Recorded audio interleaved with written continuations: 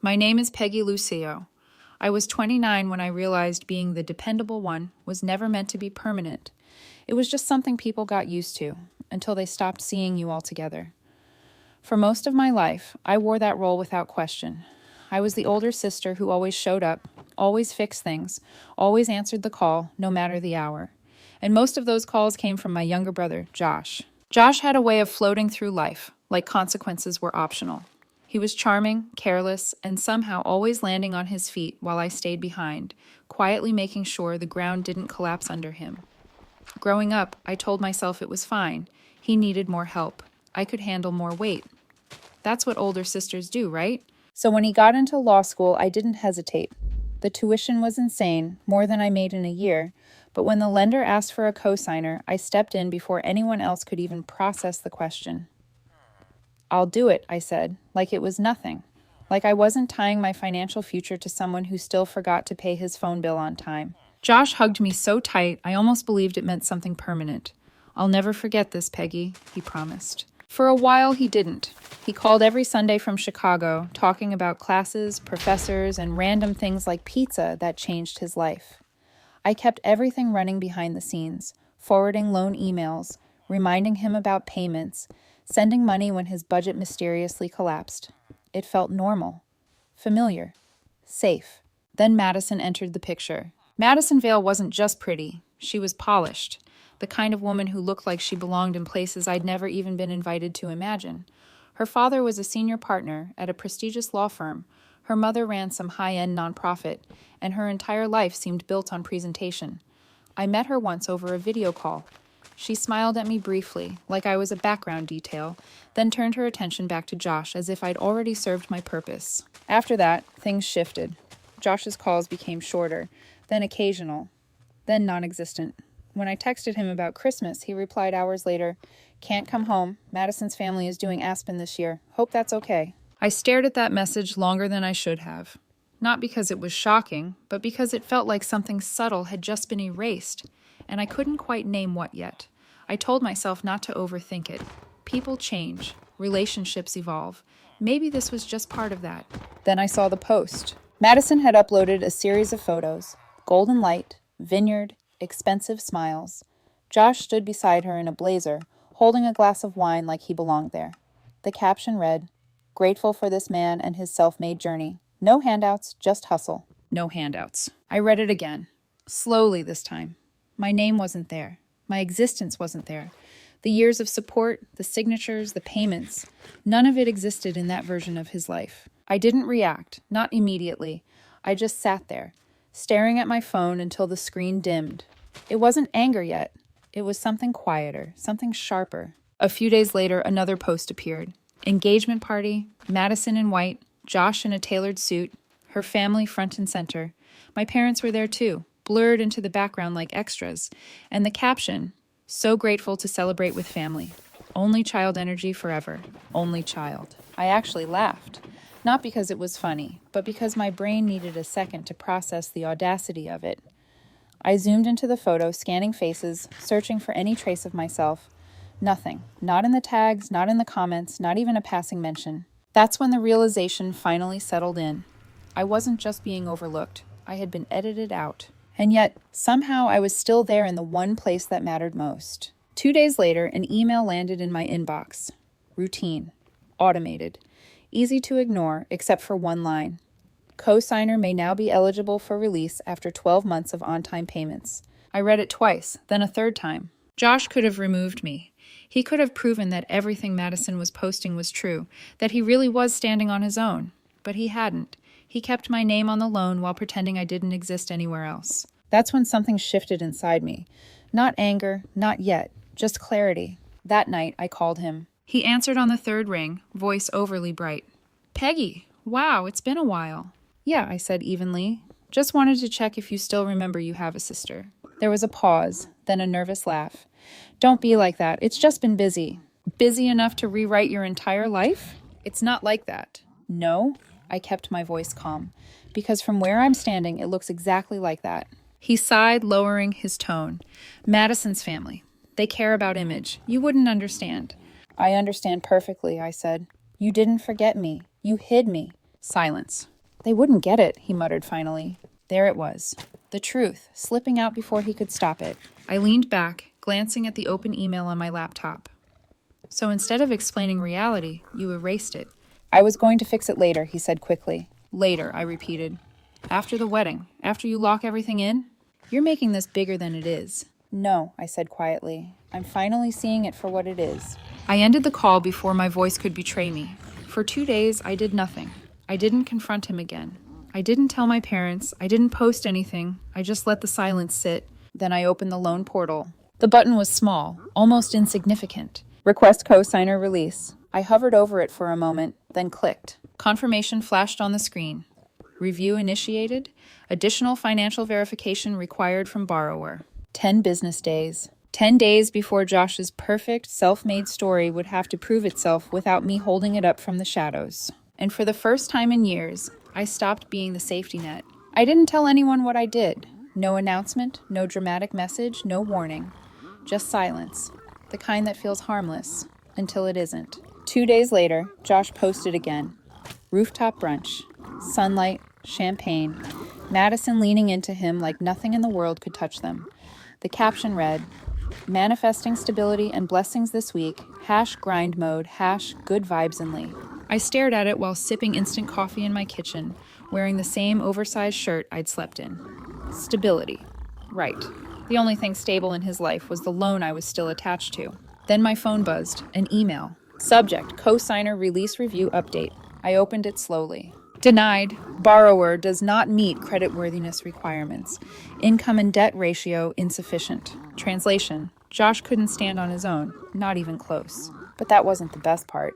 The review triggered a full reevaluation, which meant he got notified too, which meant, for the first time, someone official had asked him the one question he'd been avoiding. Can you actually afford the life you're pretending to live? I didn't have to wait long. That evening, my phone lit up. Josh calling. I let it ring. Then a voicemail came in. Hey, Peggy, quick thing. I got some weird update from the loan company. Probably just a system glitch. Can you call me when you get a chance? I didn't respond. A few minutes later, a text. Peggy. Can we talk? Peggy. Not urgent LOL, just confused. I almost smiled at the LOL. It looked so small next to the panic I could already hear behind it.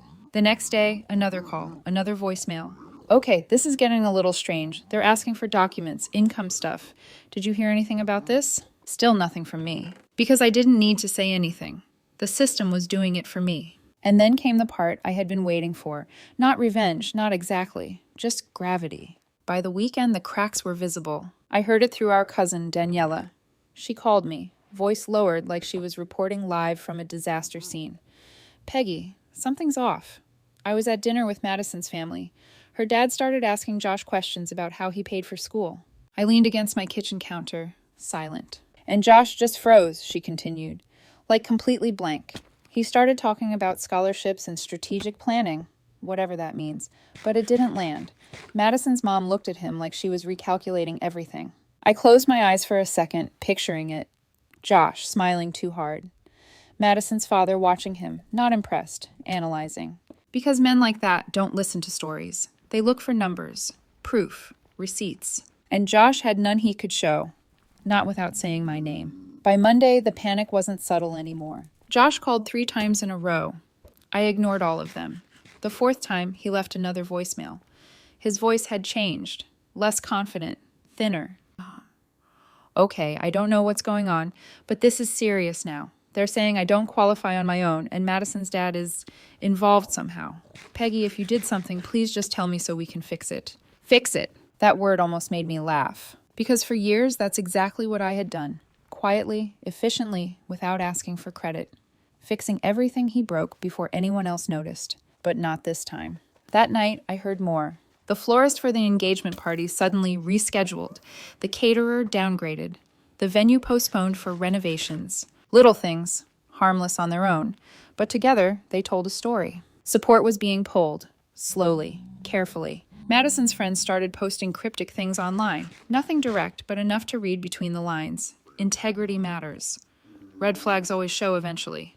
You can't build something real on a lie. The kind of posts that don't name you, but somehow feel like they're pointing straight at you anyway. By Thursday, Daniela texted me again. They postponed the wedding, she wrote, indefinitely. Madison's dad pulled financial support. Something about character concerns. Josh is not okay. I read the message twice. Not okay. I set my phone down and stared out the window. The sky was gray, quiet. Everything felt still. And that's when it hit me. I hadn't destroyed anything. I hadn't exposed him publicly. I hadn't sent a single screenshot. All I did was step back. And without me holding everything in place, his entire world started collapsing under its own weight. My phone buzzed again. A new message. Josh, Peggy. Please, Josh, I'm losing everything. Josh, we need to talk. I looked at the words for a long time. Then I locked my phone. Because for the first time in years, I understood something clearly. I didn't need to save him. I just needed to stop saving him. Josh didn't stop after that. The calls kept coming, then the texts, then the long, rambling voicemails that tried to sound calm but cracked in all the wrong places. Peggy, please, this isn't just about the loan anymore. Peggy, I can explain everything. Peggy, you're my sister. That last one sat on my screen longer than the rest. Sister. Funny how that word only showed up when he needed something again. I didn't respond. Not out of cruelty, just clarity. I knew exactly how this would go if I opened that door even a little. He'd apologize just enough to sound sincere, promise to fix things, then ask me to help one more time. And I would be right back where I started. Invisible, but necessary. So I stayed quiet. 4 days passed. Then on a Tuesday morning, as I walked out of my apartment with coffee in one hand and groceries in the other, I saw him, Josh, standing by my car like he didn't belong there anymore. He looked different. Same blazer from his engagement photos, but wrinkled now. His hair slightly unkempt. His posture, smaller, like someone had finally taken away the illusion he'd been standing on. Hey, he said. I stopped a few steps away. Wow, so the ghost speaks. He let out a weak breath. I didn't know where else to go. I unlocked my car, set the groceries inside, then leaned against the door without inviting him any closer. That's interesting, I said, because a few weeks ago you didn't seem to have a sister. He flinched, just slightly, but I saw it. I messed up, he said quickly. I know that now. I said nothing, just watched him. I thought I could handle it, he continued, words rushing now. Madison's family, they expect a certain image. Clean, independent, no complications. I didn't want to bring everything into that. You didn't bring me in, I said. You cut me out. He looked down at his shoes. I was going to fix it. I thought I could pay everything off before anyone found out. You thought wrong. The words came out sharper than I expected, but I didn't take them back. You erased me, I continued, quieter now. Not because you had to, because it was easier. I panicked. No, I said. You planned. You built a version of your life that didn't include me, and you kept using my name to support it anyway. He swallowed, jaw tightening. I didn't think it would fall apart like this. I let out a short breath. That's because you were never the one holding it up. Silence. For a moment, he just stood there, looking at me, like he was finally seeing me clearly, and realizing too late what that meant. I lost everything, he said finally. The internship, Madison, the wedding, it's all gone. I tilted my head slightly. Then I guess now you know what it feels like to have something disappear. That one hit. I could see it. I'm not asking you to fix it, he said quickly. I wanted to say I'm sorry. I held his gaze for a long second. Good, I said, because you're not getting anything else from me today. He nodded slowly, like he expected that. Like some part of him already knew there was no quick way out of this. I reached into my car and pulled out an envelope. I had kept it ready without really thinking about why. Inside were copies, every document, every signature, every payment trail that tied me to his life. I handed it to him. What's this? He asked. Proof, I said, of everything you owed and everything you chose to forget. He took it carefully, like it weighed more than paper should. I got into my car, then rolled the window down. You have two options now, I said.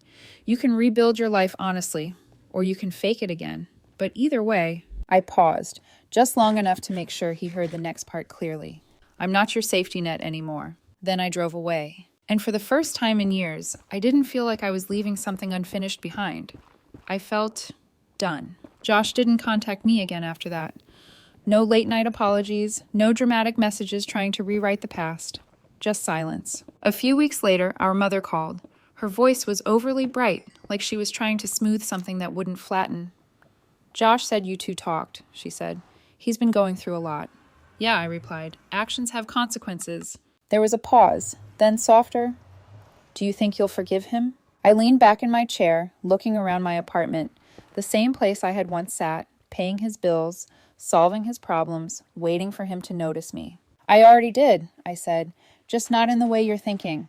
Because forgiveness didn't mean letting him back in. It meant letting myself out. 6 months later, I paid off the loan, quietly. No announcement, no celebration, just one final confirmation email and a long breath I didn't realize I'd been holding for years. The next day, I closed that chapter completely. And then, for the first time, I built something that was only mine. A small house, nothing extravagant, just enough space, enough light, enough peace, no cosigners, no hidden strings. On the morning I moved in, I stood on the porch with a cup of coffee, watching the sun rise over something I didn't have to share or defend.